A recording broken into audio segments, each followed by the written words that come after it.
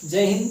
स्वागत है आपको जीएस ग्लोबल स्टडी में। आज हम लोग क्लास 10th के जो हमारा सामाजिक विज्ञान में सेकंड चैप्टर था भारत में राष्ट्रवाद का उदय, ठीक, तो जिसमें भारत में राष्ट्रवाद के उदय की श्रृंखला में हम लोगों ने जलियांवाला बाग हत्याकांड यानी 1919 तक हम लोग पढ़ चुके थे। ठीक, 1919 के आगे हम लोग खिलाफत आंदोलन और असहयोग आंदोलन यानी उसमें भी प्रवेश कर चुके थे और वहीं से हम लोगों को पढ़ना है। ठीक, इसके पहले की सारी घटनाएं जो अभी तक आप लोगों ने पढ़ा है उसमें किसी भी प्रकार की अगर कोई समस्या है तो उसको बताएं। ठीक, जिसमें हम लोग पढ़ चुके हैं खिलाफत आंदोलन। खिलाफत आंदोलन ये कब होता है? ठीक, तो खिलाफत आंदोलन जलियांवाला बाग हत्याकांड होता है और हत्याकांड के पश्चात जब जलियांवाला बाग हत्याकांड होता है उस हत्याकांड के पश्चात बहुत सारे लोग वहां पर मारे जाते हैं। लगभग हजारों लोग उस जलियांवाला बाग हत्याकांड में जो है मर जाते हैं। उनके बाद में वहां पर डायर को, जो जनरल डायर था, उस डायर को एक कमेटी बैठाई जाती है, हंटर कमेटी, और उस हंटर कमेटी के द्वारा उसे निर्दोष साबित कर दिया जाता है कि वो गलती से गोली चल गई थी। और उसके बाद में कांग्रेस ने इसका विरोध किया और उसके बाद में फिर हंटर कमेटी को हटा के जो वहां के युद्ध सचिव थे वो एक दूसरी कमेटी बैठाते हैं। ठीक, जब दूसरी कमेटी बैठती है तो जिसमें जनरल डायर को दोषी करार दिया जाता है और उसे यहां से नौकरी से निकाल के उसे वापस इंग्लैंड भेज दिया जाता है। ठीक, तो वहां की घटनाएं हम लोगों ने देखा था। उसके बाद में फिर भारत में गांधी जी के मन में ये विचार आया क्यों ना एक बहुत बड़ा यानी देश एक पूरा भारतीय लेवल पर एक आंदोलन किया जाए। ठीक, गांधी जी ये मानते थे, गांधी जी का मानना था कि एक ऐसा आंदोलन हो जिसमें हिंदू मुस्लिम सारे लोग बराबरी के साथ हमारा साथ दें और अंग्रेजों का बहिष्कार करें। तो इतने में गांधी जी योजना बना ही रहे थे कि अचानक एक घटना घटित होती है तुर्की में। तुर्की में एक पद था खलीफा का, ठीक, जो इस्लामिक आध्यात्मिक गुरु माने जाते हैं, और उनको जो खलीफा पद था ये खौफा उड़ाया गया कि खलीफा के साथ एक कठोर संधि का प्रयोग किया गया है और उसमें उस खलीफा के पद को समाप्त करने का अंग्रेजों ने उस संधि में कहा है।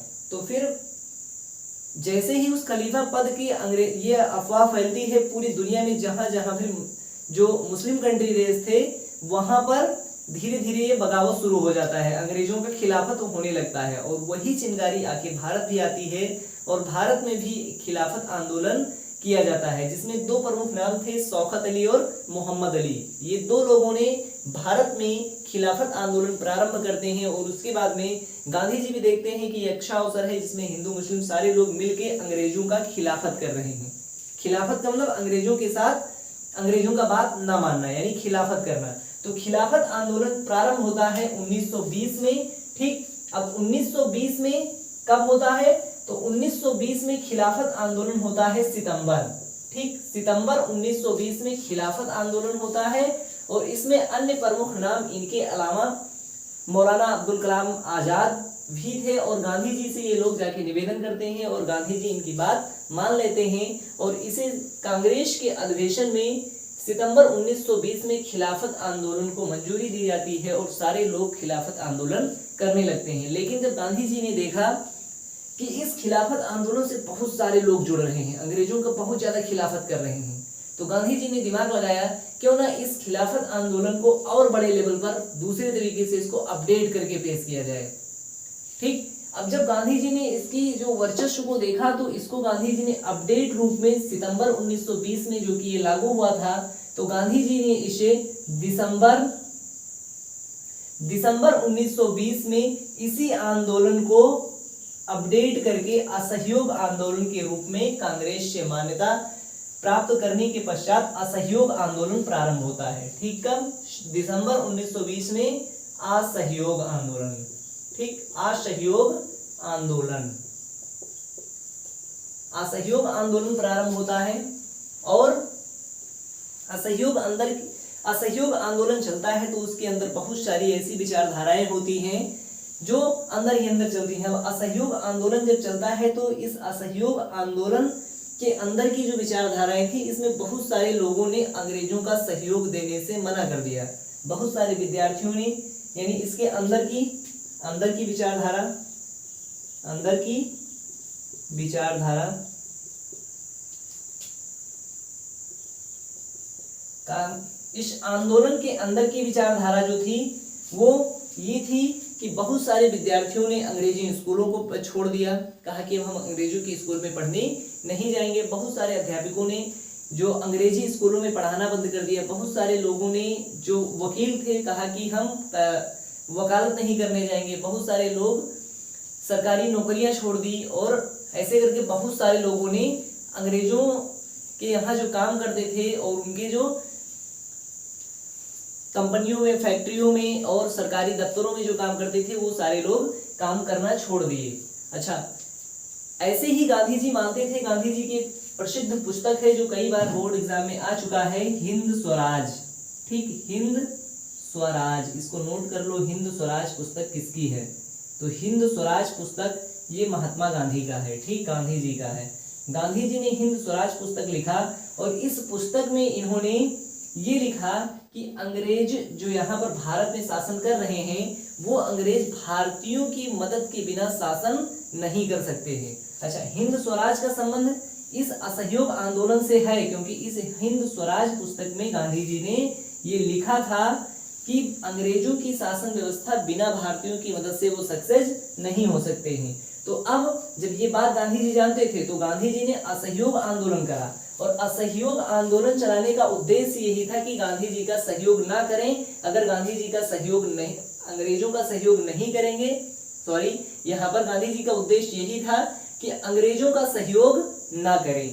अगर अंग्रेजों का सहयोग नहीं करेंगे तो अंग्रेजी सरकार जो है धीरे धीरे वो कमजोर हो जाएगी और उनका कोई साथ नहीं देगा। सेना में जितने भारतीय लोग हैं वो सारे लोग अपनी जो है इस्तीफा दे देंगे, तो उनकी सेना नहीं बचेगी और धीरे धीरे ऐसे करके अंग्रेजी शासन व्यवस्था बिल्कुल सिकुड़ के एकदम खत्म हो जाएगी।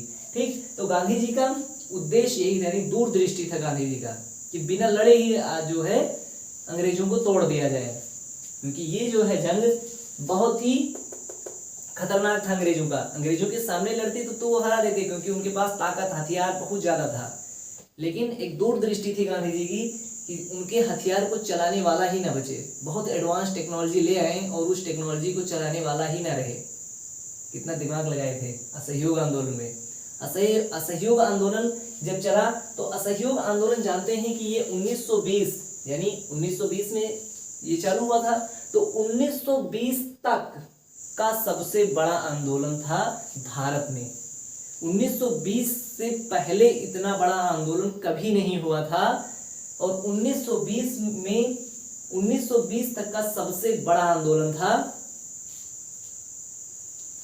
असहयोग आंदोलन। ठीक, अब इतना बड़ा था कि गांव के बहुत सारे लोग इससे जुड़ते गए, तो इसमें जो है गांव के लोग भी जुड़े और आदिवासी लोग भी जुड़े। ठीक, तो इसमें बोलते हैं देहात विद्रोह। ठीक, अब देहात लोग असहयोग आंदोलन किए थे तो इसको बोला गया देहात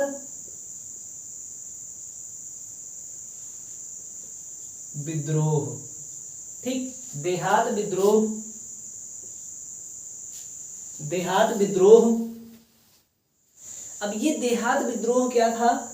तो देहात विद्रोह में ये लोग भी आंदोलन ही कर रहे थे, असहयोग आंदोलन ही कर रहे थे, लेकिन अब देहातों में क्या हुआ? अब गांव में अफवाहें ज्यादा फैलती है।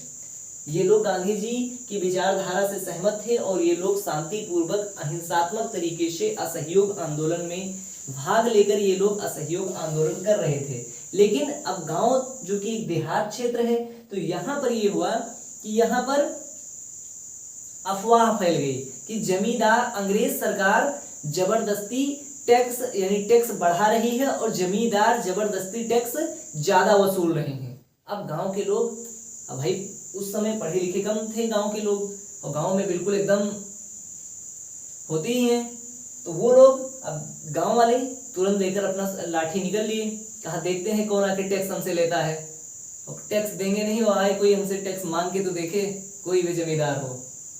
अब ये लोग भी, क्योंकि गांधी जी का समर्थन भी था कि गांधी जी हमारे लिए आंदोलन कर रहे हैं और मारेंगे गांधी जी बचा लेंगे, अब ये लोग विद्रोह कर दिए, कहा देखते हैं और देखेंगे क्या, वो लोग आएंगे हमसे टैक्स मांगने, उनसे पहले हम जाके उनको ठोक देंगे। और ये लोग देहात विद्रोह में हुआ ही कि इसका नेतृत्व कर रहे थे एक गिरमिटिया मजदूर जिसका नाम था बाबा रामचंद्र। ठीक, इंपॉर्टेंट है, गिरमिटिया मजदूर थे। कौन से मजदूर थे?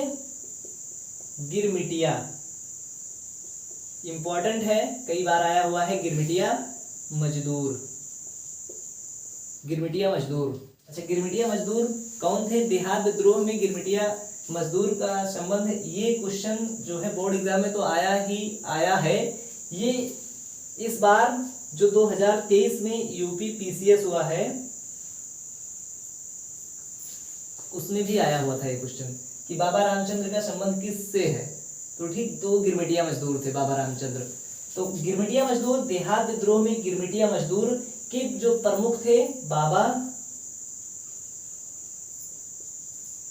रामचंद्र।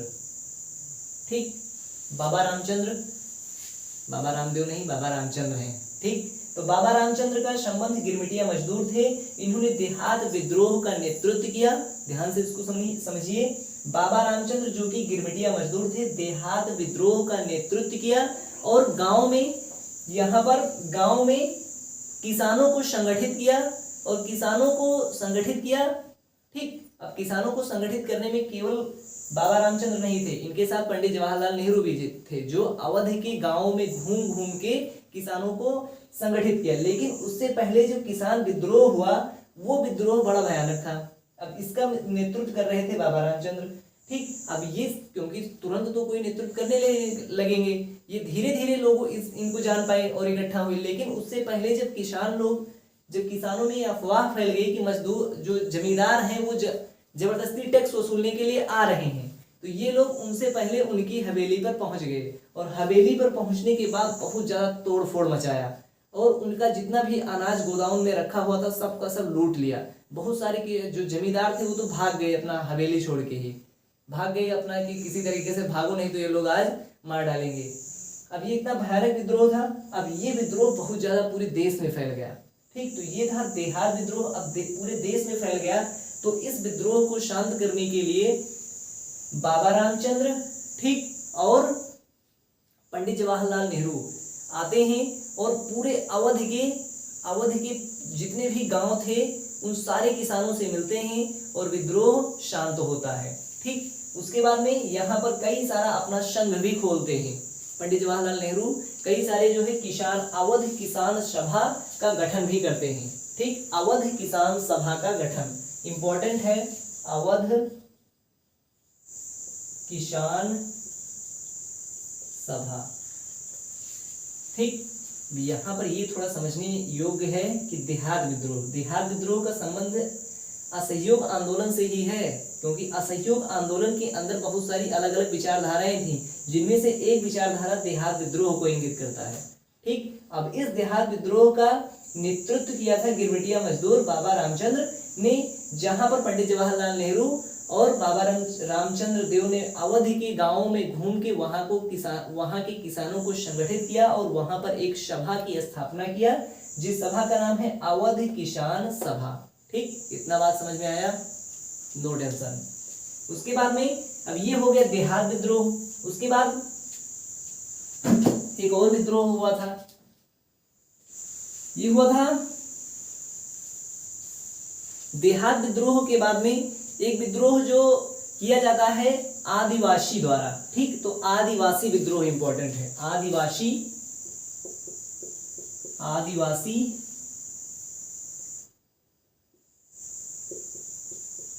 विद्रोह, ये भी इंपॉर्टेंट है क्योंकि आदिवासी विद्रोह का नेतृत्व जिस प्रकार से यहाँ पर गिरमिटिया मजदूर बाबा रामचंद्र करते हैं, उसी प्रकार से आदिवासी विद्रोह का नेतृत्व कौन करता है? अल्लूरी, और बताइए फुल नाम? अल्लूरी राज। ठीक, तो इसका नेतृत्व कौन करते हैं? तो अल्लूरी सीताराम राजू, अल्लूरी सीताराम। ठीक, एग्जाम में आता है, बस केवल ये नहीं आता है, अल्लूरी राजू आता है। ठीक, ये तो रज्जू आएगा तो अल्लूरी आएगा, इनका पूरा नाम यही है। अल्लूरी सीताराम रज्जू ने आदिवासी विद्रोह का नेतृत्व किया अल्लूरी सीताराम राजू ने। ये एक गोरिल्ला नीति का, अब देखो आदिवासी हैं, आदिवासी कहाँ रहेंगे, ये लोग जंगल में रहेंगे। अब ये कहाँ के थे, तो आंध्र प्रदेश के, ठीक। अभी दक्षिण भारत जो कि आंध्र प्रदेश के रहने वाले थे ये लोग। और अंग्रेज, आदिवासी क्या जंगलों में रहते थे, अंग्रेज जाते तो जंगल में अपनी मर्जी से थे, लेकिन ये लोग एकदम गोरिल्ला नीति अपनाते थे, एकदम छुप छुप के जंगलों में से ऐसा गायब कर देते थे अंग्रेजों को कि उनको 2-3 दिन बाद उनकी लाश मिलती थी, इतना भयानक तरीके से। बहुत खतरनाक आदमी थे अल्लूरी सीताराम राजू, ठीक। ये जंगल में जाते थे अंग्रेज सेना लेकर, फिल्मों में देखा होगा, जाते हैं पीछे गायब कर देते हैं, बिल्कुल वही सीन क्रिएट किए थे अल्लूरी सीताराम राजू ने, जो कि आदिवासी विद्रोह में बहुत महत्वपूर्ण भूमिका निभाते हैं। इन्होंने गांधी जी के असहयोग आंदोलन का अर्थ ही अलग लगाया। गांधी जी ने कहा कि ये लोग तो पता था कि गांधी जी असहयोग यानी जो है शांति से आंदोलन कर रहे हैं, लेकिन ये अल्लूरी साहब ने समझा कि गांधी जी कहे हैं असहयोग आंदोलन गांधी जी चलाए हैं, और गांधी जी कह दिए हैं कि अब अंग्रेजों को टैक्स देना ही नहीं है, यानी इन्होंने असहयोग आंदोलन का दूसरा अर्थ निकाला और कहा कि गांधी जी कहे हैं कि अब टैक्स नहीं देना, अब गांधी जी कह दिए हैं तो नहीं देंगे, नहीं देंगे, चाहे जो हो जाए, चाहे मार हो, झगड़ा हो, चाहे जो हो। अब गए अंग्रेज लोग इनसे टैक्स मांगने इनके गांव में, तो थे अल्लूरी साहब, तो कहा कि टैक्स लाइए, तो ये भी एकदम फुल कॉन्फिडेंस में कि गांधी जी कहे नहीं देंगे तो नहीं देंगे, यहीं पटक के मारेंगे, निकल जाओ। कहा नहीं हम टैक्स लेके जाएंगे, तो कहा नहीं देंगे, और वहीं होगा झगड़ा, वहीं बहुत मार मारे अंग्रेजों को पटक पटक के। अब सब भाग गए हैं। उसके बाद में इन्होंने जो है आदिवासी पूरा का पूरा अपनी सेना तैयार कर ली और गोरिल्ला नीति अपनाया। अंग्रेजों को छिप छिप के मारते थे, उनको पता ही नहीं चलता था, और बहुत भयानक इन्होंने वहां पर विद्रोह किया। तो ये था आदिवासी विद्रोह और देहात विद्रोह, ठीक, जो कि असहयोग आंदोलन के अंदर की दो विचारधाराएं थी, एक आदिवासी विद्रोह, देहात विद्रोह, और इसके अंदर जो लोग जुड़े हुए थे वो लोग जो अंग्रेजों से, जो गांधी जी की विचारधारा को जानते थे, उन लोगों ने भी इसका समर्थन किया और असहयोग किया, ठीक, अंग्रेजों का असहयोग किया। लेकिन अब ये ज्यादा दिन तक टिकने वाला नहीं था, क्योंकि ये लोग, इन लोगों को भी शांत कराया गया, विद्रोह शांत हुआ और इनकी एक सभा बनाई गई, इधर भी ये चल ही रहा था, ठीक। और उसके बाद में जो छात्र स्कूल छोड़ दिए थे, अपने कॉलेज छोड़ दिए थे अंग्रेजी, वो लोग भी धीरे धीरे उनका मन हुआ कि अब कितने दिन तक हम लोग घर पे रहेंगे, चलो फिर से वापस पढ़ते हैं। वकीलों ने सोचा कब तक घर पे बैठे रहेंगे, चलो वापस वकालत करते हैं। ऐसे करके बहुत सारे लोग धीरे धीरे फिर जाने लगे। लेकिन इसी के बीच में जो है आंदोलन में बहुत सारे ग्रामीण वर्ग के लोग भी जुड़ते गए, और लेकिन इनका जो दायरा था धीरे धीरे बढ़ ही रहा था। आंदोलन जो है एकदम विद्रोह, धीरे धीरे विद्रोह होने लगा था कि अचानक एक ऐसी घटना घटित होती है कि जिससे असहयोग आंदोलन को बंद करना पड़ता है। वो घटना कौन सी थी? वो घटना थी चौरा चौरी का, ठीक, वो घटना थी चौरा चौरी हत्याकांड का।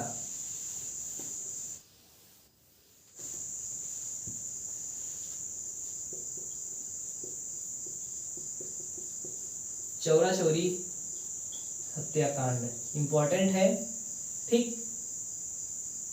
चौरा चौरी हत्याकांड ये एक ऐसी घटना है, यानी यहाँ पर इसको समझ लो पहले कि असहयोग आंदोलन के बंद होने का मुख्य कारण, यानी असहयोग आंदोलन के स्थगित होने का मुख्य कारण क्या था? तो चौरा चौरी हत्याकांड।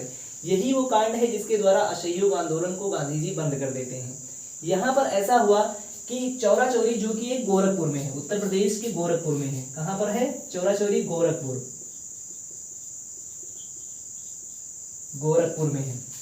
चौरा चौरी नामक स्थान गोरखपुर में है, और इस गोरखपुर में जो गांधी जी के असहयोग, यहाँ के जो गोरखपुर के जो किसान थे, वो गांधी जी द्वारा चलाया गया असहयोग आंदोलन बहुत ही शांति के तरीके से आंदोलन कर रहे थे। अब क्या हुआ कि पुलिस की एक टुकड़ी आई। अब उनको, पुलिस को ऐसा करना नहीं चाहिए, और कर दी गलती, और बहुत भयानक गलती की है।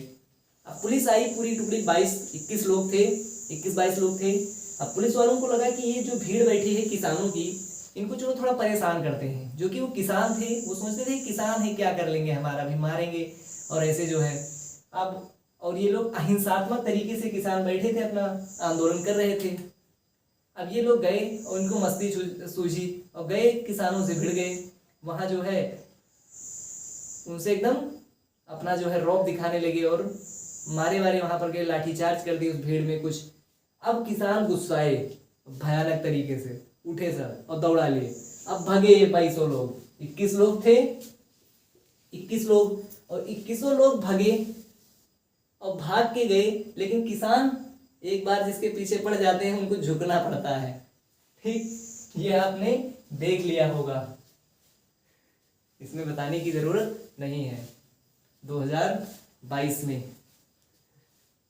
तो किसान, और जो कि किसान लोग अब भाई दौड़ा लिए पुलिस को, पुलिस वाले भी कम थे, 21-22 लोग थे, किसान ज्यादा थे, उनको भागना पड़ा। अब भागे, अब वो भाग के भागते भागते गए थाने में। लेकिन ये लोग फिर रुके नहीं, कहा कि अब तुमको दिखा देते हैं कि किसान का पावर क्या होता है। अब गए, घुस गए थाने में, थाने में घुस गए, सब मारने लगे, उठाए सोटा, सब लोग थाने के अंदर घुस गए पुलिस वाले। और थाने के अंदर गए, अपना गेट वोट लॉक कर लिया, अंदर थाने में अपने आप को बंद कर लिया, अंदर से लॉक लगा के चाबी लेकर दिखा रहे हैं ऐसे कि देखो अब मार के दिखाओ हमें, अब तो हमें नहीं मार सकते हो। और अंदर से ही हा कर रहे थे वो। उसी में से कुछ लोग, कुछ किसान कहा ठीक है तुम हमसे दिमाग लगाओगे, निकाल के लाए मिट्टी का तेल कहीं से। ठीक, कोई डीजल का ही, जैसे मिट्टी का तेल होता है जलने वाला, ज्वलनशील होता है, मिट्टी का तेल लाए, पूरे पुलिस स्टेशन में छिड़क दिया और उसको बाहर से लॉक कर दिया जेल को, और बाहर से एक लॉक लगा दिया, और पूरा पुलिस थाने में मिट्टी का तेल डाल के और आग लगा दिया। 22 पुलिसकर्मी समेत एक दरोगा की वहां पर जिंदा जलने की वजह से मृत्यु हो जाती है। यानी 21 और एक दरोगा, तो 22 लोग टोटल गोरखपुर में चौरा चौरी नामक स्थान पे जिंदा जला दिए जाते हैं किसानों द्वारा। ठीक, और जो कि पुलिसकर्मी थे। अब ये घटना बहुत तेजी के साथ फैलती है पूरे देश में कि चौरा चौरी, और यही जो है चौरा चौरी की घटना घटित होती है 4 फरवरी 1922। ये डेट याद रखना, 4 फरवरी। किसी किसी बुक में मिलेगा 5 फरवरी, जो कि वो गलत है। 2022 के बाद की जितनी भी बुकें हैं, 2021 के बाद की जितनी बुकें हैं, उसमें 4 फरवरी मिलेगा। ठीक, 2021 की पहली अगर पुरानी बुक पढ़ रहे हैं तो उसमें 5 फरवरी होगा, उसको टिक करके 4 फरवरी कर लेना। ठीक, 4 फरवरी 1922 को चौरा चौरी नामक हत्याकांड की घटना घटित होती है, जिसमें 21 पुलिसकर्मी समेत एक दरोगा को जिंदे जला दिया जाता है। और ये घटना पूरे देश में बहुत तेजी के साथ फैलती है। और इस घटना से गांधी जी बहुत ज्यादा दुखी होते हैं कि देखो हमारा जो है अहिंसात्मक तरीके से जो आंदोलन चल रहा था, उस आंदोलन में हिंसात्मक तरीके से प्रयोग किया गया है। अब गांधी जी इस घटना से बहुत दुखी होते हैं कि हमारा आंदोलन जो है अहिंसावादी है और इसमें हिंसा हो गया है, और ये हमें सहन नहीं होता है कि हमारे आंदोलन में हिंसा हो। और इसी वजह से गांधी जी अपना आंदोलन वापस ले लेते हैं। ठीक, तो 4 फरवरी 1922 की हुई चौरा चौरी हत्याकांड के पश्चात गांधी जी अपना असहयोग आंदोलन वापस ले लेते हैं और सबसे कहते हैं कि अब हम अपना आंदोलन वापस लेते हैं, सब लोग अपने घर जाइए। आंदोलन अब यहीं पर स्थगित किया जाता है। अब गांधी जी की भी जो दूर की दृष्टि थी, अच्छा, जो लोगों की जो दूर दृष्टि कमजोर थी, वो लोग गांधी जी से एकदम गुस्साए और गांधी जी से कहा कि आप इतना बढ़िया आंदोलन चल रहा था, पूरे देश के लोग हमसे आके जुड़ रहे थे हमारे इस आंदोलन से, आपने इस आंदोलन को बंद कर दिया। हम जो है आपकी विचारधारा से सहमत नहीं है, हम जो है कांग्रेस छोड़ देंगे। और इसीलिए 2 लोग जो है कांग्रेस को छोड़ देते हैं और अपनी स्वतंत्र पार्टी बनाते हैं। उन 2 लोगों का नाम है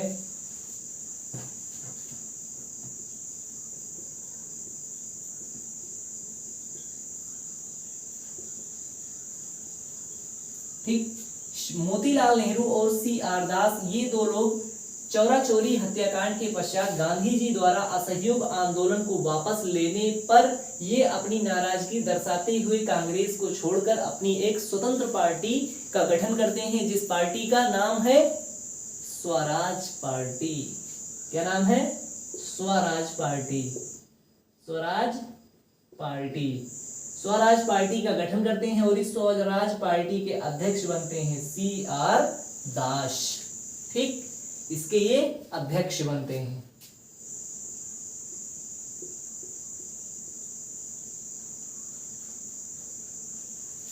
अध्यक्ष बनते हैं CR दास और मोतीलाल नेहरू। 2 लोग अपना गांधी जी के इस गांधी जी ने असहयोग आंदोलन वापस ले लिया, तो क्या अपने शब्दों में बता सकते हैं कि गांधी जी ने अच्छा किया कि नहीं अच्छा किया? सब लोग यही सोच रहे होंगे कि बढ़िया आंदोलन चल रहा था, लेकिन गांधी जी ने आंदोलन क्यों वापस लिया? तो उसके पीछे की बहुत सारी घटना है। देखो गांधी जी का पूरा एक जो है पूरे देश में आंदोलन था, बहुत सारे लोग जुड़े थे। अगर एक लोगों ने विद्रोह किया है तो धीरे धीरे विद्रोह बहुत ज्यादा पूरे देश में फैलेगा, और जब विद्रोह होगा तो जितने लोग यहाँ पर आंदोलन कर रहे हैं सरकार के पास इतना ताकत था कि सारे लोगों को पकड़ सके। ठीक, गांधी जी ने केवल वहां पर नमक आंदोलन किए थे, 90,000 लोगों को गांधी जी समेत पकड़ के जेल में डाल दिए थे, और 90,000 को जेल में डाले थे। तो गांधी जी समझते थे कि अंग्रेजों के पास पावर है, अगर आंदोलन नहीं रोका गया तो ये लोग हिंसा करेंगे, और करेंगे तो सरकार इनको पकड़ेगी, और पकड़ने के पश्चात इनको दंड दिया जाएगा। तो इसीलिए गांधी जी ने कहा कि जब हम अपनी बात बिना लड़े अपनी बात मनवा रहे हैं तो लड़ने की क्या जरूरत है। तो इसी की वजह से गांधी जी ने अपना सहयोग आंदोलन वापस लिया और कहा कि हम जो है आंदोलन वापस ले रहे हैं। वापस लेने के पश्चात जो है ये दो लोग अपनी एक अलग पार्टी बनाते हैं, और उसके बाद में फिर हम लोग पढ़ते हैं सबने अवज्ञा की ओर। ठीक, अब सबने अवज्ञा आंदोलन की ओर बढ़ते हैं, क्योंकि अब असहयोग आंदोलन के बाद गांधी जी का दूसरा बड़ा आंदोलन था असहयोग आंदोलन। लेकिन असहयोग उसमें सबने अवज्ञा आंदोलन, असहयोग आंदोलन के बाद में सबने अवज्ञा आंदोलन दूसरा बड़ा आंदोलन था। लेकिन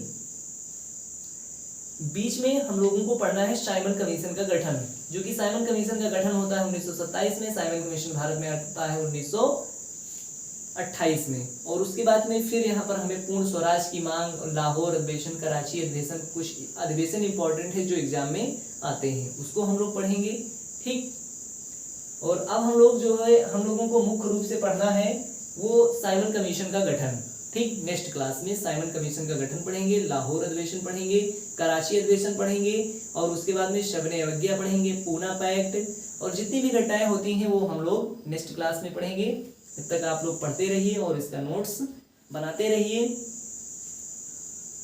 और फिर हम लोग बहुत जल्द ही जो प्रीवियस ईयर क्वेश्चन है उसको भी सॉल्व करेंगे।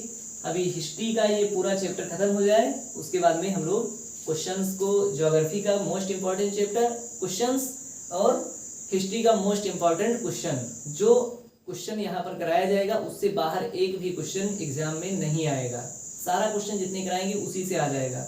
ठीक, तो अभी इस पूरे अभी ये दूसरा चैप्टर है, जो कि अभी 3 चैप्टर इसमें और है, उसको भी पढ़ लें। उसके बाद फिर हम लोग टेस्ट यहाँ पर एक जो है मोस्ट इंपॉर्टेंट क्वेश्चन भी लेकर आएंगे। ठीक, इसको पढ़ते रहिए आप लोग, और फिर मिलेंगे हम लोग नेक्स्ट क्लास में। जय हिंद।